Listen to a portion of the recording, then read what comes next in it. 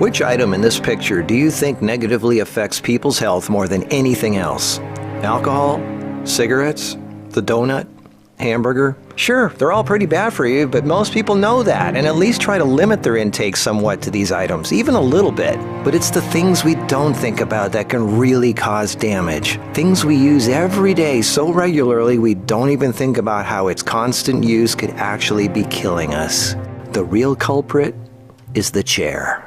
We were given legs for a reason. Most third world cultures don't even have chairs, and they walk an average of 10 miles a day. We in the modern world, on the other hand, spend most of our entire waking days sitting down. People go right from bed to sitting on the toilet, after which they sit at the breakfast table, then they sit in a car as they drive to work and spend the entire day sitting at a desk, only getting up to sit in the toilet and in the cafeteria. Then they sit in the car to drive and sit at the local bar for happy hour. Then when they've had enough of that, they go drive home and spend the rest of the day sitting in a comfortable chair watching TV before they crawl to bed to recover from all the physical exertion that day. And when people go out, they sit at a restaurant or a movie theater. Sitting all day is far worse for you than you might think. A 2010 American Cancer Society study following over 123,000 people from 1993 to 2016 found these alarming results. People who were inactive and sat for over 6 hours a day were 94% more likely to die during the time period studied than those who were physically active and sat less than 3 hours a day.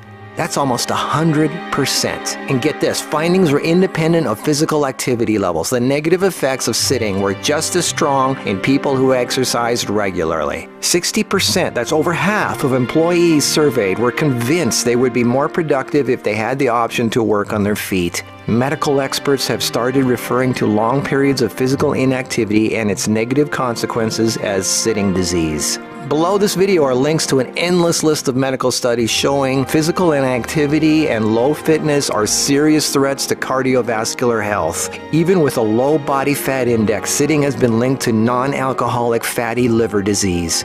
Studies showing differences in brachial and femoral artery responses to prolonged sitting. Studies showing reducing sedentary time may protect DNA. Sedentary lifestyle has been linked to depression. How sitting less increases muscle mass. Multiple studies linking diabetes to inactivity and sitting. Cells in idle muscles don't respond well to insulin, so the pancreas produces more and more, leading to diabetes. And how 5 minutes of standing every half hour can improve glucose metabolism and really help postmenopausal women who are pre-diabetic. Blood pressure drops when standing compared to sitting. A Cornell University study found that sitting more than 1 hour induces biochemical changes in lipoprotein lipase activity, that's an enzyme involved in fat metabolism, and glucose metabolism, leading to deposits of fats in adipose tissue rather than being metabolized by muscle, and increases heart attack risk, coronary heart disease, and kidney disease. This happens in both fit people who do regular aerobic activity and also unfit overweight people. This means regular exercise does not cancel out these effects of sitting the rest of the day.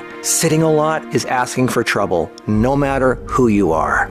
Another study at the University of South Carolina found that men who reported more than 23 hours a week of sedentary activity had a 64% greater risk of dying from heart disease than those who reported less than 11 hours a week. And many of these men routinely exercised. Cholesterol, blood sugar, triglycerides, diabetes, heart disease, and a number of health problems all became apparent. Studies have linked sitting to a greater risk for colon, breast, and endometrial cancers. Sitting for long periods of time can cause blood clots to form, which can travel to the brain, causing a stroke. Speaking of blood clots, lungs are twice as likely to develop pulmonary embolisms. Lack of physical activity leads to hypertension, high blood pressure, sleep apnea, snoring, compression of spinal discs, herniated lumbar discs. The Washington Post reported sitting a lot also causes leg disorders, varicose veins, swollen ankles, deep vein thrombosis, muscle degeneration, hip pain, and worst of all, a limp, sagging rear end because the glute muscles not only don't get used, circulation is cut off from the weight of the whole body pushing down on it. Medical News Today announced that our chairs are slowly but surely killing us.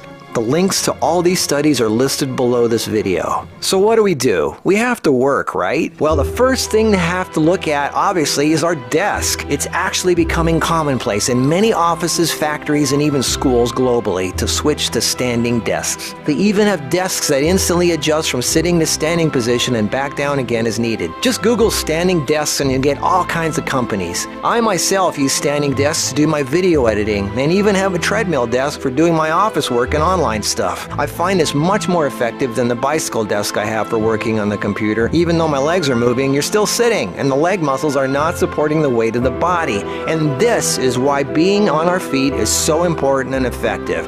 The act of standing requires all kinds of muscles to keep us from falling over. Muscles all over our body are constantly adjusting, tightening, and loosening to keep us balanced, from our feet to our legs to our torso, arms, and neck. That's thousands of muscles, big ones, little ones, constantly working to keep us from falling over. And all this work requires energy, which of course comes from our food, and fat, which doesn't get used if we sit around all day.